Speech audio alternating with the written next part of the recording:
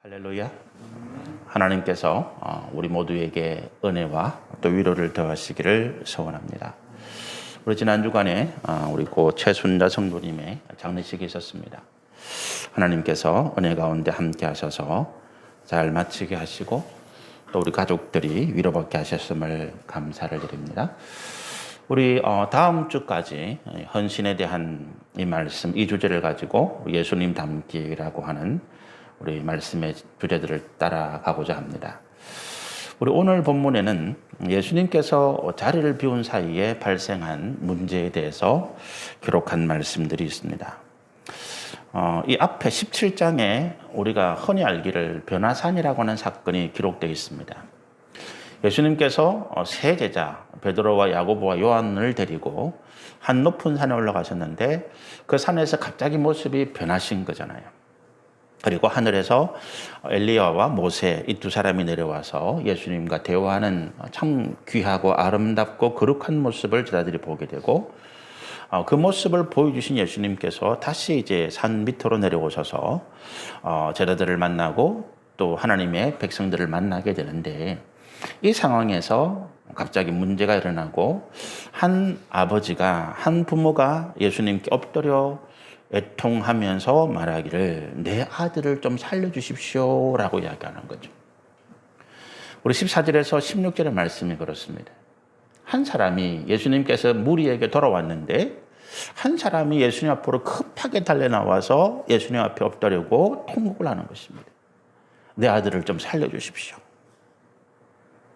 내 아들이 귀신에 들려서 간질이 발작하고 그 간질이 발작할 때는 불이든 물이든 아무데나 뛰어들고 그래서 목숨이 위태로울 때가 한두 번이 아닌데 제가 예수님께 데려왔는데 예수님이 안 계셔서 예수님의 제자들이 내 아이를 고치겠다고 기도하고 안수하고 이렇게 했는데 도무지 고쳐지지 않냐고 증세가 더 심해진다는 거예요. 예수님이 오셨으니까 이제 내 아들 좀 살려주십시오. 이 모습을 보시고 예수님이 17절에 이렇게 말씀하십니다. 예수께서 대답하여 이르시되 믿음이 없고 패역한 세대여 내가 얼마나 너희와 함께 있으며 얼마나 너희에게 참으리요 그를 이리로 데려오라 하십니다. 그러면서 그 귀신을 꾸짖으시고 그 귀신을 꾸짖자 그 아이에게서 귀신이 떠나가고 그 아이가 건강해진 거죠.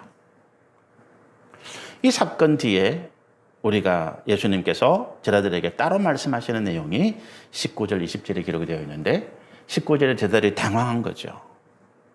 사람들이 다 떠나고 난 다음에 예수님께 묻습니다. 우리는 왜 못 고쳤습니까? 거기에 대해서 예수님이 이렇게 대답하십니다. 너희 믿음이 없기 때문이다. 우리가 20절에 보면 너희 믿음이 작다라고 표현했는데 이 작다라고 하는 표현은 없다라고 하는 표현입니다. 왜 그렇게 이해할 수 있는가 하면 20절 뒤에 보면 예수님께서 제자들에게 겨자씨만한 믿음을 이야기하거든요. 그런데 이 겨자씨가 성경에 기록되어 있는 어떤 물질 가운데서 가장 적은 것에 속합니다. 가장 작은 것이 겨자씨예요. 거의 눈에 보이지 않는. 자세히 봐야 겨자씨가 있구나 느낄 정도로 작은 물질이 겨자씨입니다. 그래서 겨자씨만한 믿음이라고 하는 것은 너희에게 믿음이 조금이라도 있다면 이런 표현이고 그래서 겨자씨만한 믿음도 없다라고 하는 것은 믿음이 작다라는 것이 아니라 믿음이 없다라고 말씀하시는 그런 내용이죠.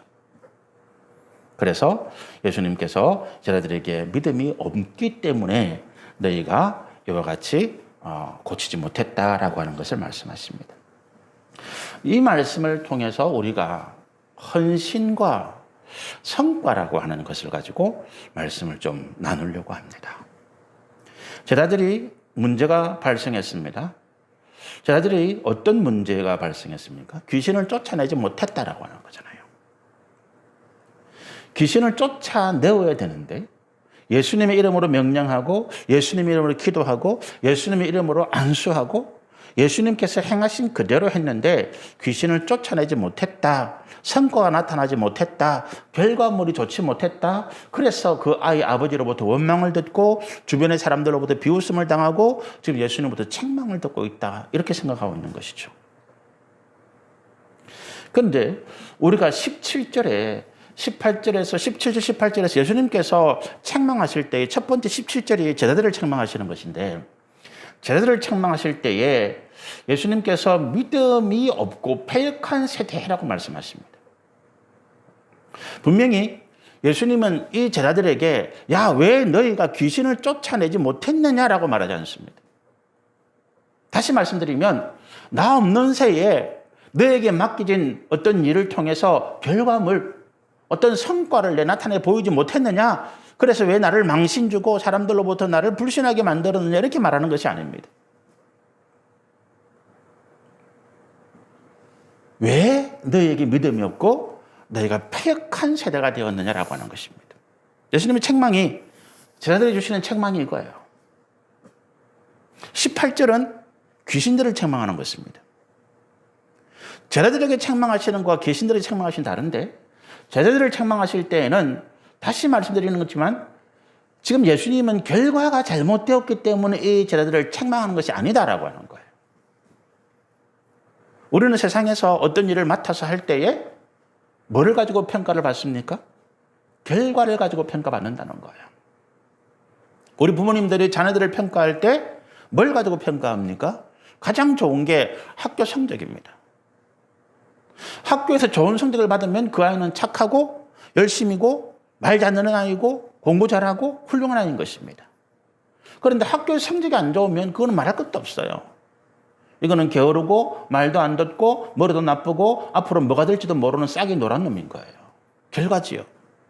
또 어떻게 평가합니까? 학교를 졸업하고 나면 명절에 우리 가족들이 모여서 사촌 조카들 아니면 주변의 어떤 친지들의 어떤 자녀들을 평가할 때 그 자녀가 지금 얼마나 좋은 위치, 좋은 직장, 좋은 직업, 아니면 얼마나 많은 돈을 벌어서 좋은 차를 가지고 왔는지, 좋은 집을 사는지, 이걸 성과물을 가지고 평가합니다. 그러다 보니까 갈등이 생기고 문제가 생기는 거죠. 그런데 예수님은 그렇게 말하지 않습니다. 우리 자녀들, 우리에게 야, 네가 지금 위치가 어떻고 네가 지금까지 해놓은 게 뭐야? 내가 열심히 뭐 공부한다더니만 네 성적이 왜 이래? 이래가지고 어떻게 먹고 살겠어? 이렇게 말하는 것이 아니라는 것입니다. 믿음이 없다라고 말씀하시고, 그리고 패역하다라고 말씀하십니다. 패역이 무슨 말일까요? 패자는 우리가 패악질한다는 의미의 패자입니다.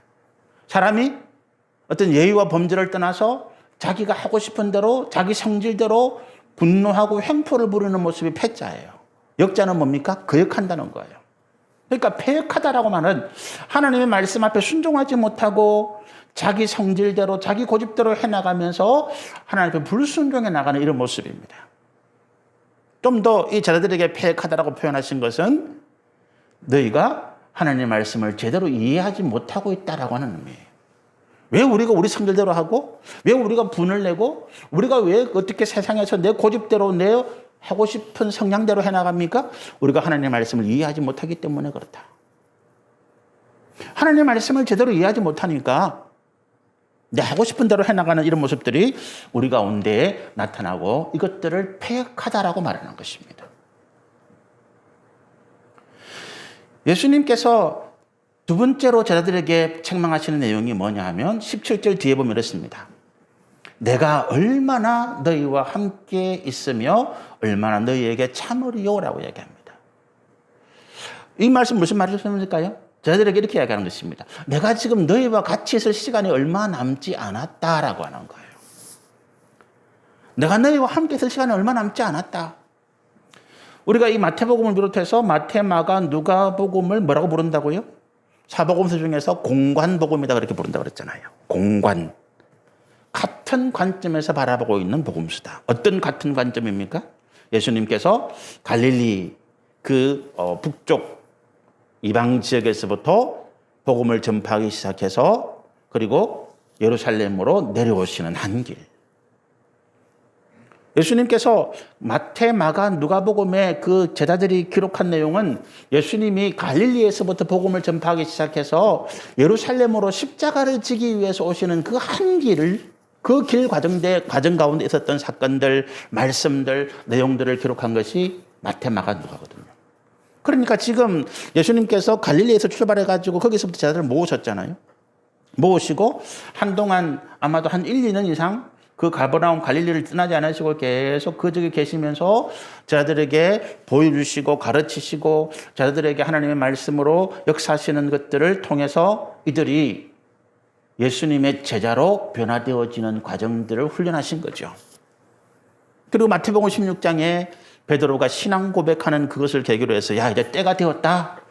제자들이 예수님에 대한 신앙을 이와 같이 훌륭하게 고백하니까 때가 된 것으로 예수님이 판단하셔서 예루살렘으로 길을 내려오시는 길입니다.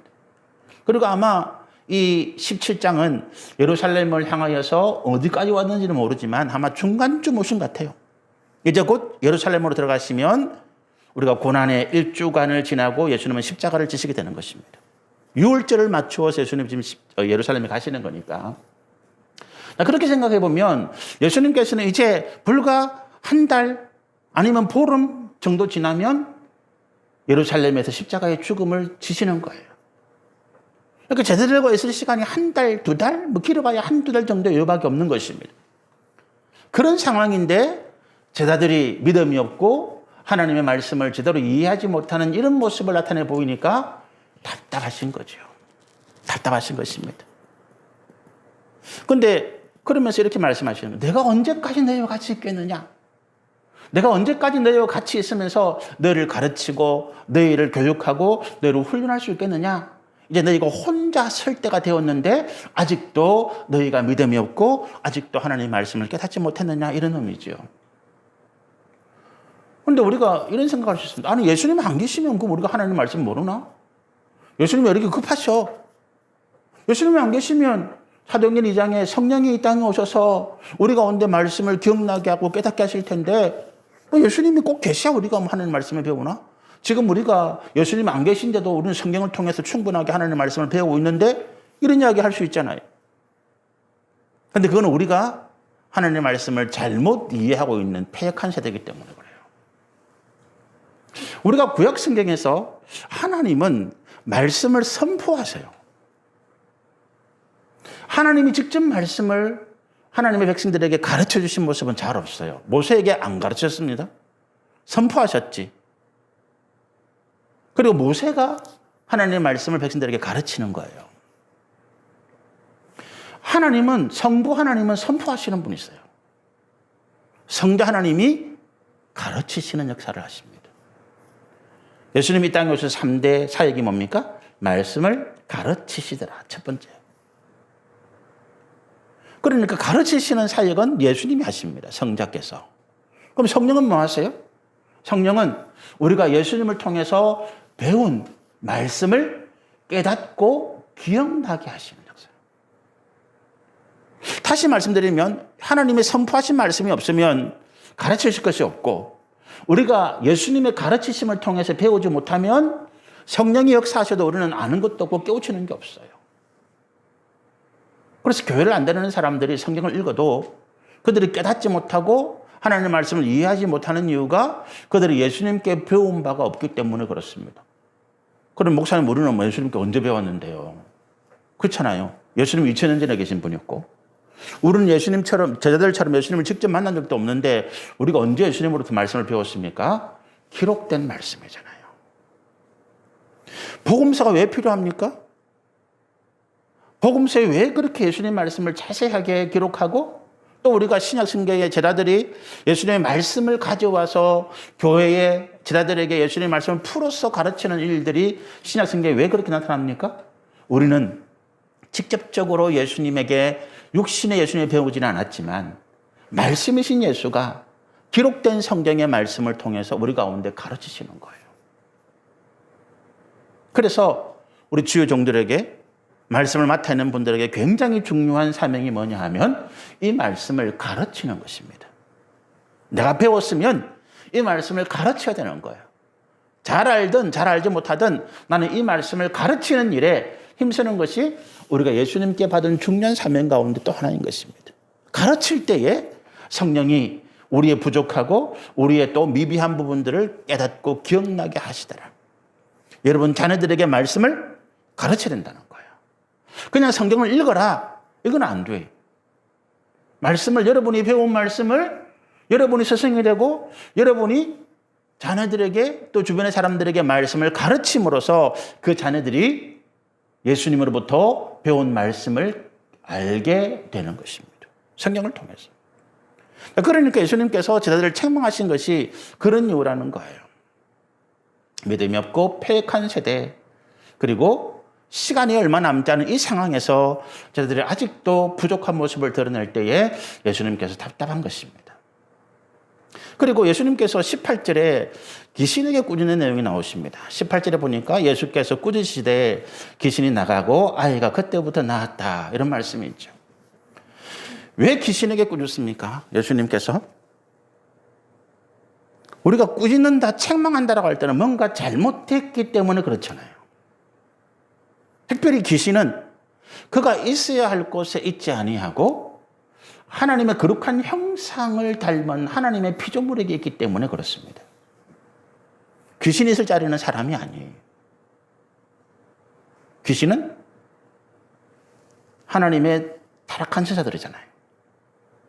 그리고 이 땅에서 그들은 어디입니까? 쉴 곳을 찾지 못하고 돌아다니는 존재예요. 귀신이 이 땅에서 쉴 곳은 없습니다. 그런데 그들이 왜 사람에게 역사하느냐? 이 귀신이라는 존재가 하나님 앞에 반역하고 하나님 앞에 저주를 받아서 이 땅에 하늘에서 쫓겨나고 이 땅에서 돌아다니는 존재가 되었는데 그들이 하나님에 대한 원망을 사람에게 푸는 것입니다. 그래서 사람을 범죄하게 하고 범죄한 사람이 하나님을 떠나게 될 때 보호자가 없으니까 그들이 그 영적인 능력을 통해서 사람을 강제적으로 장악하는 것입니다. 우리가 귀신이 들렸다라고 하는 현상이 뭐냐 하면 오늘 이 말씀에 나타난 것처럼 간질적인 모습을 통해서 막 갑자기 쓰러지고 갑자기 이상한 행동을 하고 갑자기 뭐 모습이 이상하게 험악하게 되고 이런 것들이 드러나는 형상인데, 그러나 우리가 귀신이 들렸다고 하는 본질적인 의미는 뭐냐 하면 우리 의지를 귀신에게 빼앗긴다는 거예요. 악한 영에게 우리 의지, 우리의 생각, 우리의 모든 하는 행동이 어떤 우리가 주인 되지 못하고 귀신이 우리의 의지와 우리의 생각과 우리의 마음을 빼앗아서 우리로 하여금 악한 죄악 가운데 행하게 하고 계속해서 하나님을 대적하고 하나님께 불순종하는 행위를 하도록 만든다는 거예요. 그래서 이 세상의 모든 사람들이 하나님을 알지 못하는 죄인들이 귀신 들렸다라고 이야기할 때 그것이 단순히 겉으로 드러나는 이상한 행동만이 아니라 이미 그들은 악한 영에 장악당해서 그들의 의지로 살아갈 수 없고 그들이 하나님을 대적하고 범죄함으로써 계속해서 하나님의 진노 가운데 살아가는 이 일들을 귀신이 이끌리는 대로 갈 수밖에 없는 이 상황이 귀신 들렸다라고 하는 것입니다. 그래서 예수님께서 이 귀신에게 책망하신 것입니다. 너는 그곳에 있을 곳이 아니다라고 하는 거잖아요. 그 사람에게 네가 그 사람을 장악해서 그 의지를 굴복시키고 그 마음을 악한 가운데 이끌어가는, 그렇게 해서는 안 된다는 것이 예수님의 하나님의 책망이죠. 우리가 예수님께서 그라사 지역에 있는 그 한 미치광이 사람에게 말씀하신 건 똑같잖아요. 예수님께서 그 귀신에게 나오라 말씀하실 때 그 귀신들이 우리가 어디로 갈까요? 갈 데가 없습니다. 저기 있는 돼지떼라도 가게 해주십시오. 그 그라사에 있는 그 귀신 들린 사람이 그 말할 수 없는 폭력적인 행동 그리고 이상한 행동을 통해 사람들로부터 외면당하고 배척당할 때에 그건 자기 의지가 아니었습니다. 그런데 귀신이 떠나가고 성령께서 그 마음을, 그 생을 회복하게 하실 때에 그런 마음이, 그 삶이, 그 성격이 온순해지고 폭력적인 상황이 사라지고 그래서 오늘 예수님 앞에서 그가 겸손히 예수님을 섬기는 모습을 나타내는 것을 우리가 성경을 보잖아요. 귀신이 물러났다. 우리가 그럴 때에 그 갑자기 뭐 이상한 것이 나타나고 그래서 와 과음을 지르고 넘어지고 이런 현상이 아니라 지금까지 내 의지, 악한 죄악 가운데 사단이 이끄는 대로 살아갈 수밖에 없었던 내 어떤 의지가 꺾여지고 무너지고 내가 하나님 말씀 앞에 순종하게 되었을 때에 귀신이 우리를 떠나고 우리는 하나님의 자녀로, 하나님의 백성으로 다시 거듭나게 되는 그런 역사인 것입니다. 그래서 예수님이 귀신을 책망하시는 거예요. 그런데 예수님이 귀신을 멸하지는 않습니다. 왜 그렇습니까? 아직 귀신을 멸할 심판의 때가 아니기 때문에 그렇더라고요. 그러나 예수님께서 다시 오실 때에 그 마지막 때에는 사단도 귀신도 같이 멸망하시는 줄로 우리가 믿습니다. 이것이 예수님께서 이 상황 가운데서 책망하신 거예요. 이 문제를 일으킨 귀신, 그리고 이 문제를 제대로 해결하지 못한 제자들. 이 두 부류에 대해서 예수님이 책망하십니다. 그리고 귀신이 떠나갑니다. 그 아버지도 그 아들도 문제가 해결되어지고 주변에 구경하던 수많은 사람들도 이제 더 이상 구경거리가 없으니까 다 떠나간 거예요. 예수님과 제자들이 남았습니다. 제자들이 예수님께 묻는 거죠. 왜 우리는 고치지 못했습니까? 왜 우리는 쫓아내지 못했습니까?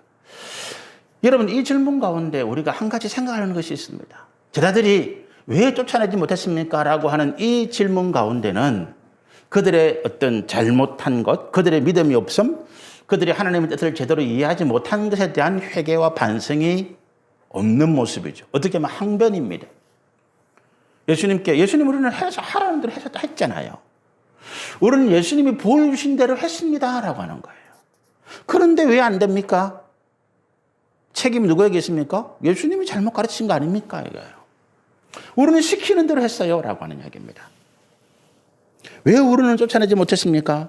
예수님이 안 계실 때에 그 문제가 일어나서 우리는 예수님이 안 계시기 때문에 우리는 더 잘하기 위해서 이전보다 더 열심으로 기도하고 더 열심으로 악한 이 귀신을 쫓아내기 위해서 안수하고 예수의 이름을 외쳤습니다라고 하는 거예요. 여러분, 우리 자녀들이요. 부모님들이 어떻게 갑자기 집을 비우게 될 때 아이들에게 좀 집안 정리 잘하고 있어. 그러면 아이들이 갑자기 안 하던 행동을 합니다.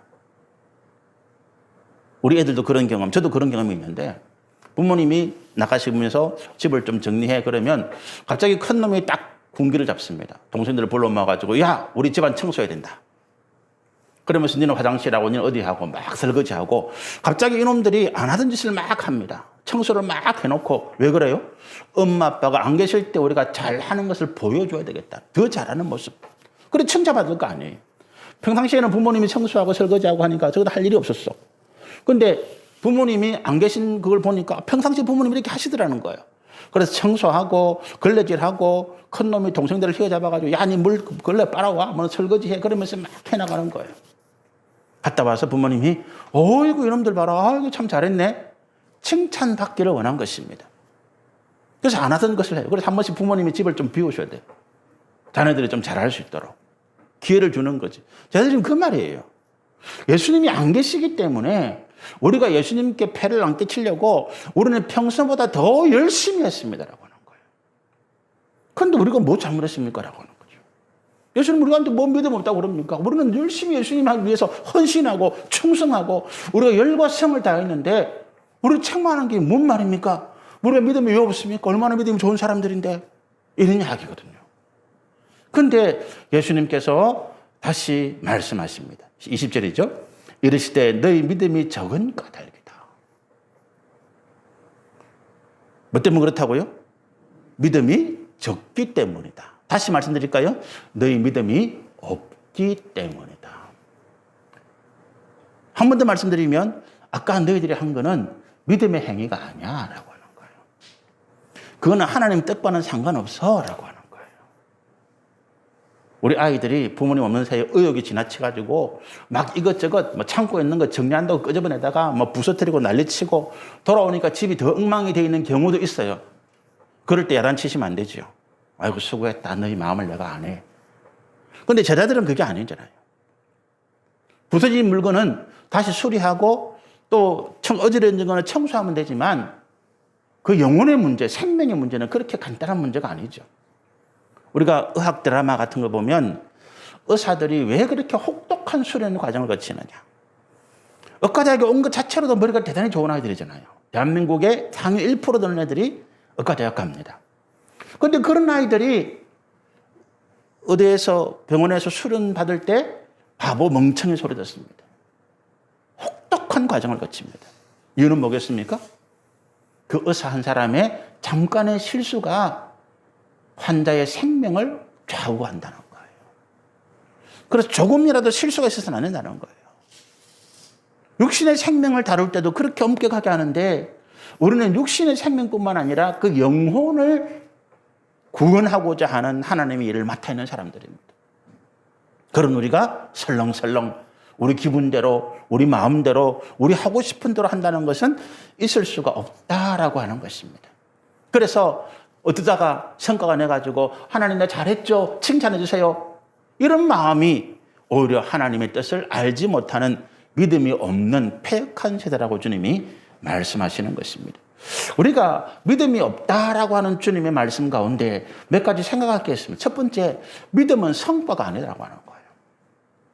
우리는 믿음을 성과물로 동일시하는 경향들이 많습니다. 말씀드린 것처럼 우리가 믿음이 좋은 사람들은 어떤 일을 하든지 간에 기도 많이 하고 헌신하고 하나님이 도우실 거니까 하는 것마다 잘 돼야 돼.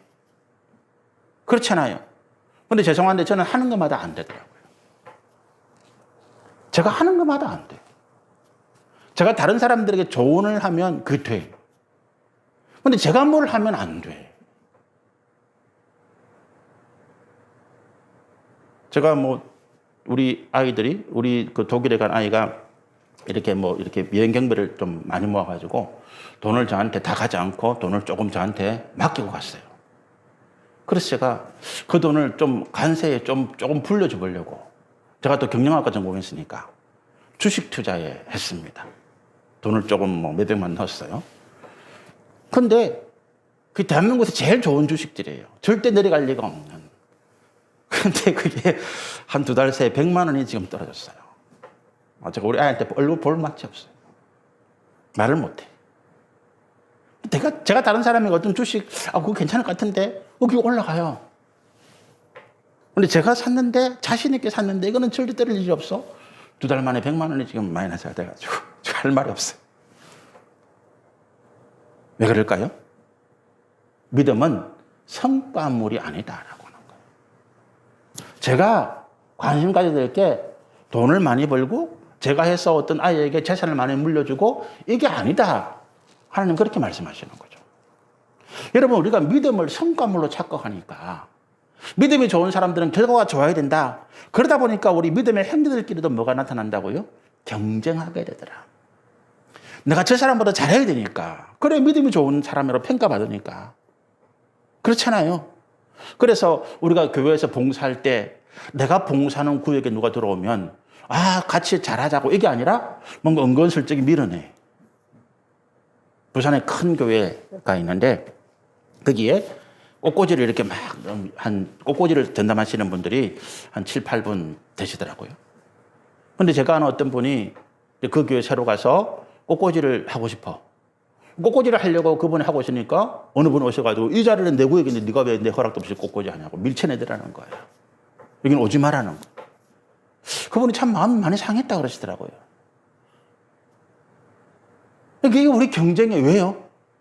내가 하는 일, 내가 해서, 내가 내 돈 들여서 내가 이 교회를 하나님을 아름답게 장식하는 이걸 통해서 하나님 영광 받으시고 또 그걸 통해서 칭찬받아야 되는데 어떤 사람이 갑자기 와가지고 내가 하는 일을 빼앗아가니까 기분이 나쁘고 네가 왜 내 구역을 침범하는 거야? 라고 한다는 거죠. 이것이 뭐 때문에 그렇다고요? 우리가 믿음이 좋다, 믿음이 많다, 믿음이 훌륭하다라고 하는 것을 좋은 결과를 가지고 평가받으려 하기 때문에 그렇더라.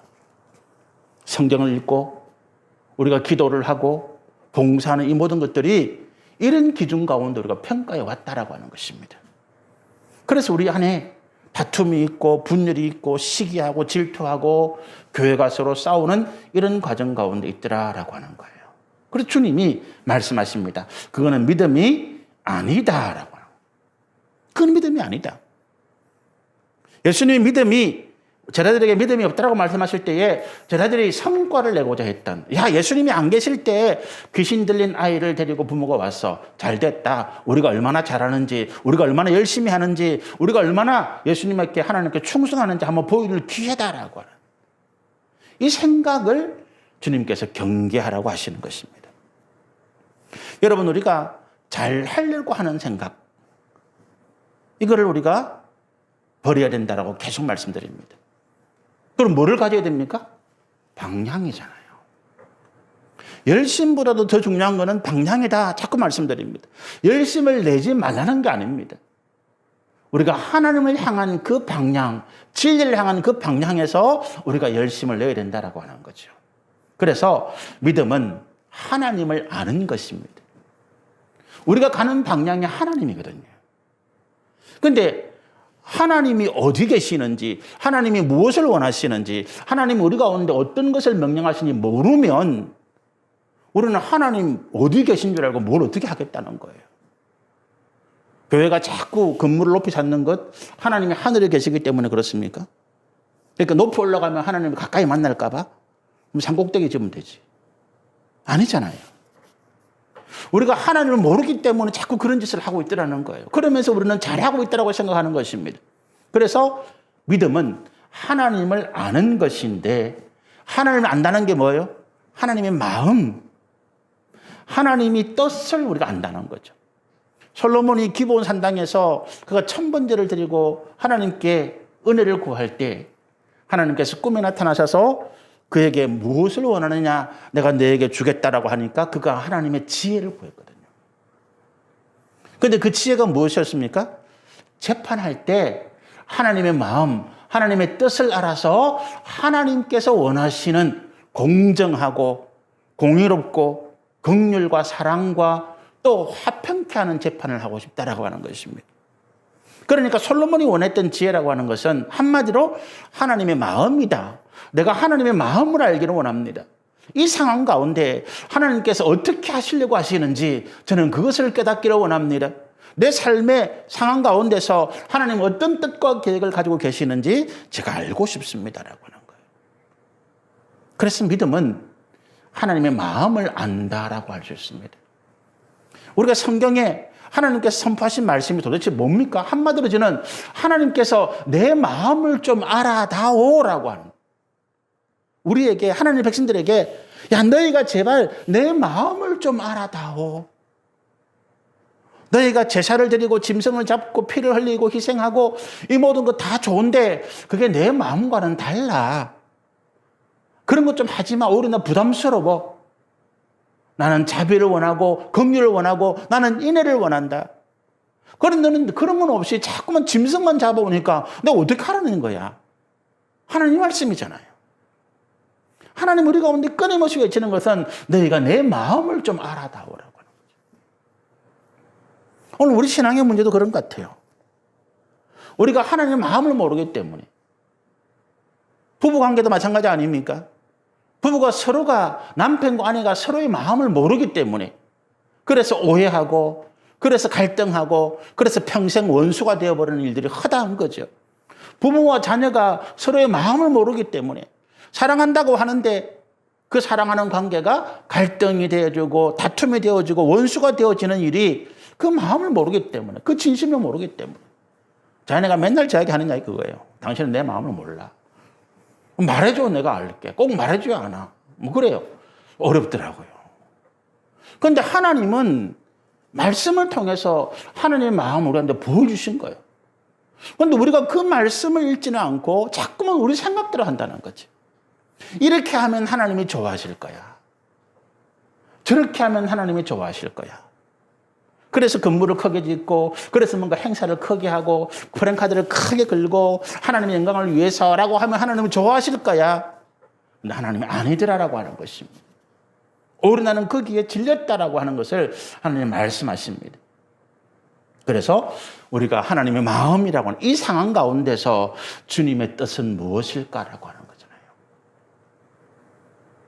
저희들이 만약에 믿음이 있었다면, 하나님 마음을 조금이라도 알았다면, 야, 예수님이 안 계시는 이 자리에서 우리가 한번 우리가 잘한다는 것을 드러낼 찬스야, 이렇게 생각할 것이 아니라 이 아비의 마음, 이 아들의 고통, 이 상황 가운데서 하나님은 뭘 원하셨을까를 먼저 기도하는 이런 것들이 있었을 것이다 라고 하는 것입니다.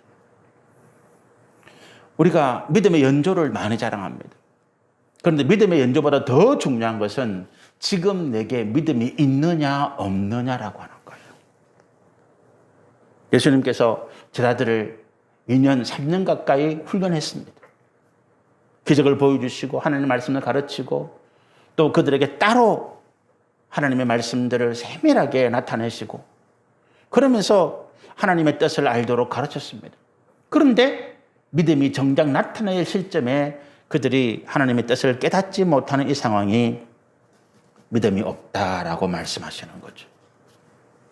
근데 우리가 가나안 여인에 대해서 말씀하신 것을 압니다. 한 가나안 여인이 예수님께 와가지고 내 딸이 흉악한 귀신 들렸는데 좀 살려주십시오. 고쳐주십시오. 이렇게 이야기하니까 예수님이 그 가나안 여인을 시험하십니다. 자녀의 떡을 취해서 개들에게 주는 것이 합당하지 않다. 인격 말살이죠. 예수님 입에서 그런 말씀이 나왔다는 게 상상이 안 될 정도로 그 가나안 여인을 향해서 너는 개야 라고 한 거예요. 너는 개니까 너에게 하나님의 은혜는 합당하지 않고 너는 심판받아야 돼 이 말입니다. 그런데 이 말씀은 이 가나안 여인에게 과연 그가 하나님의 은혜를 받을 만한 믿음이 있는가를 테스트해 보신 거거든요. 그게 불끈해가지고 당신이 뭔데 나를 데려왔다고? 안 팔아도 돼. 나 죽어도 돼. 이렇게 물러난 여인이라면 은혜가 없죠. 우리가 십자가 앞에 엎드린다는 것은 어떤 의미입니까? 내 모든 것을 내려놓는다는 의미예요. 내 자존심, 내 명예, 내가 가지고 있는 어떤 과거의 경력, 내 재산 이런 걸 가지고 십자가에 나갈 수는 없습니다. 예수님이 제자들에게 말씀하시죠. 누구든지 나를 따르려거든 자기를 부인하라. 그리고 자기의 십자가를 지라. 자기를 부인한다는 게 뭡니까? 그런 거예요. 내 자존심, 내 명예, 내가 세상에서 가지고 있던 어떤 것들 그거 다 포기하고 버리고 나는 예수님만 앞에 무릎 꿇고 주님을 따르겠습니다. 그리고 십자가를 지겠다고 하는 이 제자의 길인데 예수님께서 그 가나안 여인이 그걸 테스트하신 거예요. 그럴 때 그 가나안 여인이 고백이 이렇습니다. 맞습니다. 주님, 나는 개입니다. 나는 하나님 앞에 은혜는커녕 심판받아 마땅한 존재입니다. 그런데 예수님 이거 한 가지 기억해 주십시오. 개들도 음식 쓰레기는 안 먹습니까? 개들도 그 주인이 던져주는 음식 부스러기 그건 안 먹습니까? 제가 감히 그 상에 있는 자녀들을 위한 그 음식을 바라지는 않습니다. 그러나 먹다 버리는 것이라도 남은 것이 있다면 저에게 좀 주십시오.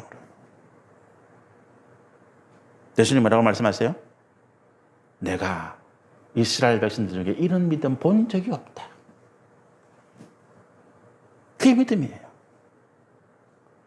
그 상황에서 그 가나안 여인을 모욕하려고 하는 것이 아니라 그 여인을 구원하시기 위해서 그 여인에게 구원에 합당한 믿음이 있는가를 보시는 거죠.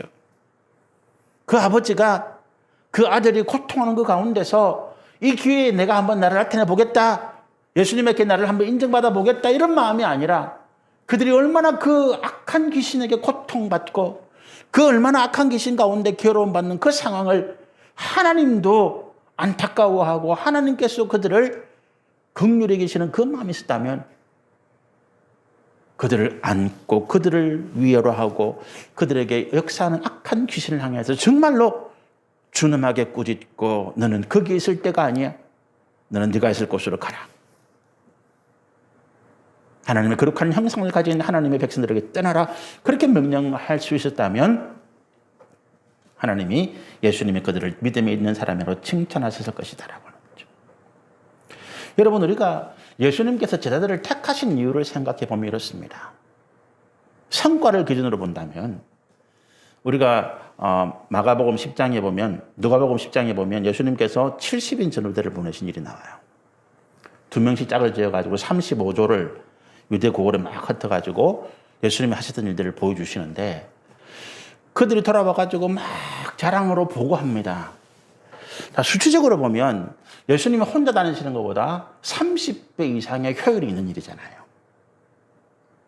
예수님이 제자들을 택하시고 제자들을 세우신 목적이 성과를 더 크게만 예수님 혼자서는 안 되니까 이 땅에 수많은 제자들을 만들어가지고 그들을 세상으로 보내면 예수님이 혼자 하시는 것보다 1000배, 10,000배 효과가 더 좋을 것이다. 그렇게 생각하셨다면 예수님의 제자들을 만드실 필요가 없어요. 왜요? 예수님에게는 천사라고 하는 능력의 종이 따로 있습니다. 이 땅의 모든 그리스도인들 우리가 다 힘을 합쳐서 하는 것보다 천사 하나가 하는 일이 더 능력이 크고 효과가 좋습니다. 천사의 능력이라는 것은 상상을 초월합니다. 만약에 예수님이 성과를 기대하셨더라면 제자들을 키우지 않고 천사들을 보내가지고 병 고치고 말씀 전하고 하셨을 거예요. 근데 그렇게 안 하셨다는 거지. 굳이 말 안 듣고 고집 세고 지 생각대로 하려고 하는 이 제자들을 예수님께서 고생하시면서 제자들을 키워내시려고 하시는 이유가 뭐냐? 그 누가복음 10장에 제자들이 찾아와서 예수님, 우리가 예수님 이름으로 귀신도 쫓아내고요, 병도 고치고요, 막 자랑하니까 예수님께서 야, 그것 말고 너희 이름이 하늘나라 생명책에 기록된 것으로 기뻐해라. 이 말씀하세요. 저는 이 말씀을 그렇게 이야기합니다. 우리가 비로소 하나님의 나라에 합당한 일꾼이 되었구나.